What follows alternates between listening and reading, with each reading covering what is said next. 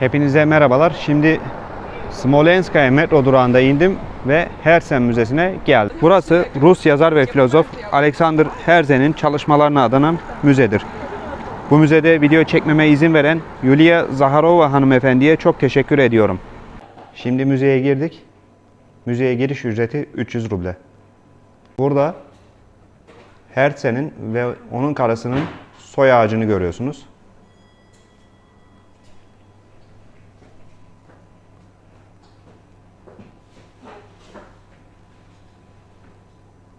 Burada müzenin programını görüyorsunuz. Karekod müzenin Telegram adresi. Şimdi burada sanatçının portresini görüyorsunuz. Bu görmüş olduğunuz portreyi sanatçının kızı çizmiş. Burada da sanatçının anne ve babasını görüyorsunuz. Sanatçının annesinin, babasının fotoğrafları var. Aynı zamanda burada kullandığı malzemeler de var. Bu görmüş olduğunuz kitap da sanatçının bizzat kendisinin yazmış olduğu bir kitap. Şimdi burada sanatçının tarih odasını görüyorsunuz. Tam bu orta kısımda gördüğünüz portre Mareşal Mihail Kutuzov'a ait. Burası da 1812 yılında Fransa ile yapılan 1812 Vatanseverlik Savaşı'nı anlatan bir portre. Az önce size gösterdiğim portrelerin hemen altında size göstermek istediğim 3 tane karikatür var. Sanatçı bu karikatürlerde Napolyon'u çizmiş. Birincisi bu. İkincisi bu. Ve üçüncüsü de burada. Burada da 1812 yılında Moskova'daki büyük yangını görüyorsunuz. Şimdi buradaki tabloda da Borodino Savaşı'nı görüyorsunuz. Borodino Savaşı Mareşal Mihail Kutuzov'un Napolyon'u yendiği savaştır.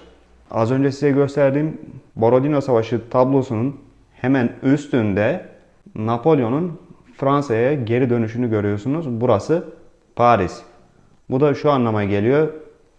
Savaşı Rusya kazandı, Fransa kaybetti. Şimdi burada da 1825 yılında gerçekleşen Aralıkçı isyanını görüyorsunuz. Peki nedir bu isyan? Hemen size bunu da anlatayım. Bu isyan üst düzey kişiler tarafından çıkarılan bir isyan ve dönemin kuralları değiştirilmek istenildi. Bu isyanı çıkaran kişiler arasında üst düzey bürokratlar, yazarlar gibi insanlar var. Peki bu insanlara daha sonra ne olduğunu da size söyleyeyim. Hepsi ağır çalıştırılma cezasına çarptırıldı. Şimdi burada size göstereceğim 2 tane tabloda az önce size bahsettiğim isyancıların Sibirya'ya sürgününü görüyorsunuz. Bu isyancılar arasında yazarların da olduğunu söylemiştim. Burada Ryleev'in kitabını görüyorsunuz. Kendisi az önce size bahsettiğim isyana katılan kişilerdendir ve kendisi idam edildi. Onunla beraber 5 kişi daha idam edildi. Şimdi burada sanatçının kütüphanesini görüyorsunuz. Her bir rafta farklı yazarlara ait kitaplar var. Örneğin bu raf komple bir tane yazara ait. Diğer raf başka bir yazara ait. Ama burada size göstermek istediğim en önemli şey 3. raf. 3. rafta ünlü yazar Pushkin'i görüyorsunuz.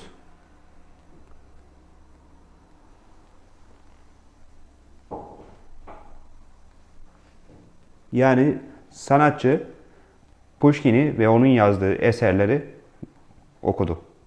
Bu kütüphanenin hemen karşısında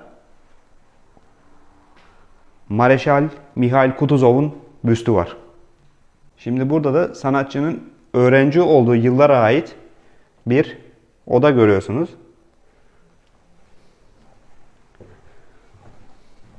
Bu portrede sanatçının 20 yaşındaki halini ve onun komşusunu görüyorsunuz. Burada da sanatçının karısının gençliğini görüyorsunuz. Tam buradaki tabloda da sanatçının okumuş olduğu üniversiteyi görüyorsunuz. Moskova Üniversitesi. Moskova Üniversitesi'nde sanatçının anıtı da bulunmakta. Şimdi burada da sanatçının beraber öğrenim gördüğü kişiler var. Bunlardan en ünlüsü şu an görmüş olduğunuz yazar Turgenev. Hemen yan tarafında şair Lermontov var. Yan tarafında Belinsky var. En solda da Ogarev var. Şimdi burada sanatçı Herzen'in ve onun karısının birbirine yazmış olduğu mektupları görüyorsunuz.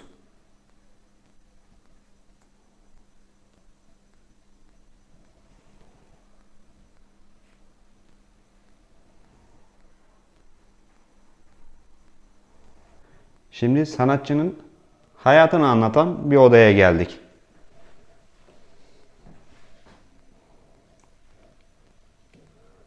Burada görmüş olduğunuz portrede Viatka isimli bir şehri görüyorsunuz. Sanatçı burada 2 yıl yaşadı. Viatka'nın günümüzdeki adı Kirov. Burada sanatçının portresini görüyorsunuz. Sanatçının Vladimir şehrinde yaşadığı günleri anlatan bir portre. Burada da Novgorod şehrini görüyorsunuz. Sanatçı burada 1 yıl hapis yattı. Sanatçı Vladimir şehrine geldiğinde onun oğlu oldu. Az önce size göstermiş olduğum portrelerin hemen alt kısmında size göstermek istediğim önemli bir şey var. Bu görmüş olduğunuz portre sanatçıya karısı tarafından hediye edildi. Diğer eserleri de göstermek istiyorum. Burada da sanatçı ailesiyle beraber Moskova'ya geldiğinde yaşadığı odayı görüyorsunuz.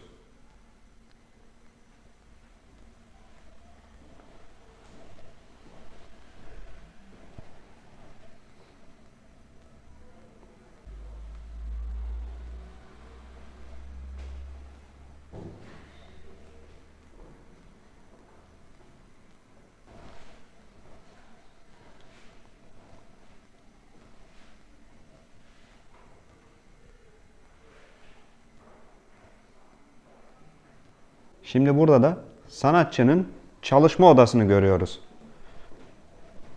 Burada sanatçının babasının portresi var. Burada da sanatçının karısının portresi var.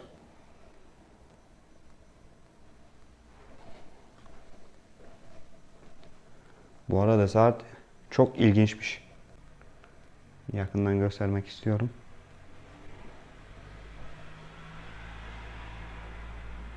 Sizlere sanatçının çalışma odasında bulunan aydınlatmayı da göstermek istiyorum. Gerçekten çok şık bir tasarımı var. Şimdi burada da sanatçının misafir odasını görüyoruz. Misafir odasında da onun ailesinin portreleri var. Sağ tarafta görmüş olduğunuz portre babasına ait. Solda görmüş olduğunuz portre sanatçının halası. Burada görmüş olduğunuz portre de sanatçının kayınpederi. Burada sanatçının kuzenini görüyorsunuz. Burada sanatçının Moskova'ya geldikten sonra eserlerini yazmaya başladığı odayı görüyorsunuz.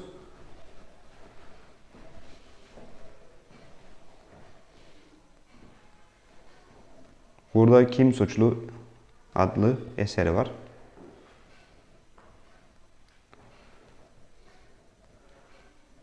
Burada da ünlü yazar Gogol'ü görüyorsunuz.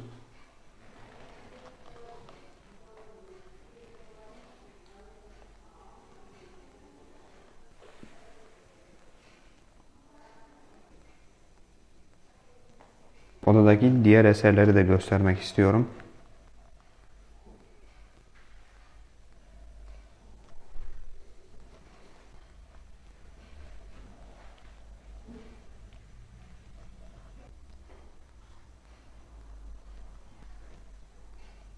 Şimdi burada da sanatçının ve onun arkadaşlarının yurt dışına çıkışını gösteren portreler var.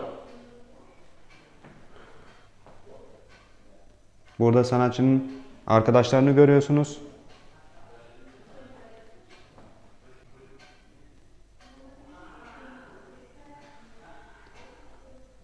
Burada sanatçının kullanmış olduğu saati görüyorsunuz. Saat hala çalışıyor.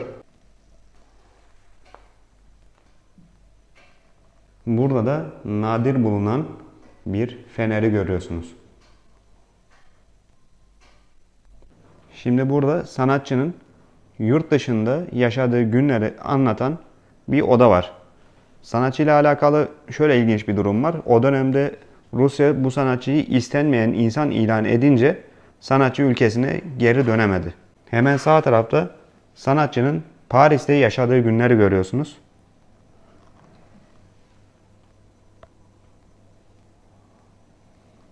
Burada da sanatçının İtalya'da yaşadığı günleri anlatan portreler ve eserler var. Şimdi burada da sanatçının İsviçre'de yaşadığı günleri anlatan portreler var. Sanatçı hayatının en trajik dönemlerini İsviçre'de yaşadı ve ailesinden 3 kişiyi kaybetti. Bu kaybettiği kişilerin arasında sanatçının karısı da var. Sanatçı İsviçre'de bu trajik olayları yaşayınca depresyona girdi ve Londra'ya yerleşti. Londra'da arkadaşı Kolokol'un yanına gitti ve orada gazeteciliğe başladı. Burada sanatçının kitap dükkanını görüyorsunuz. Sanatçı bu kitapları Londra'da satmaya başladı. Burada da sanatçının büstünü görüyorsunuz. Masanın üzerinde duran eserleri daha da yakından göstereceğim şimdi.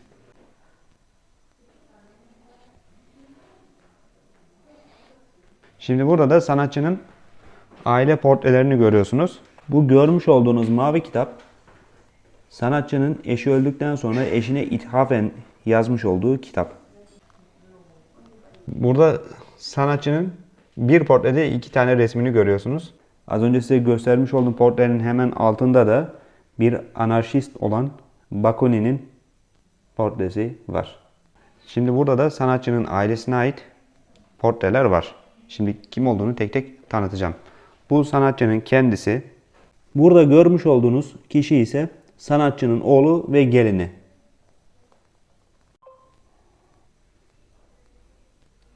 Burada sanatçının ikinci karısı var.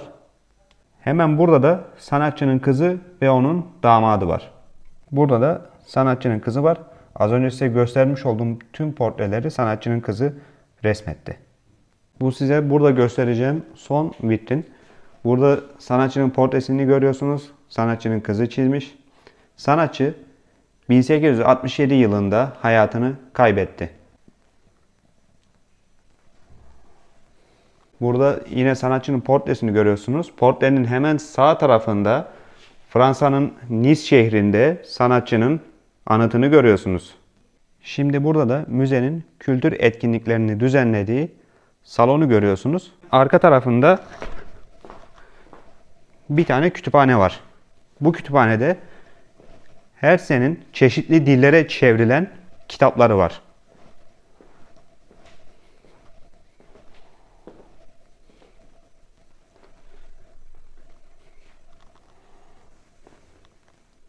Burada sanatçının mesela İtalyanca'ya çevrilen bir kitabını görüyorsunuz.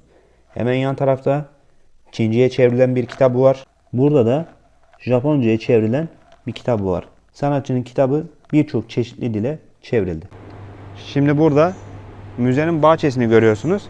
Sanatçının yaşadığı ev aslında çok büyük bir arazideydi. Şimdi tam karşıda sanatçının babasının yaşadığı ev var.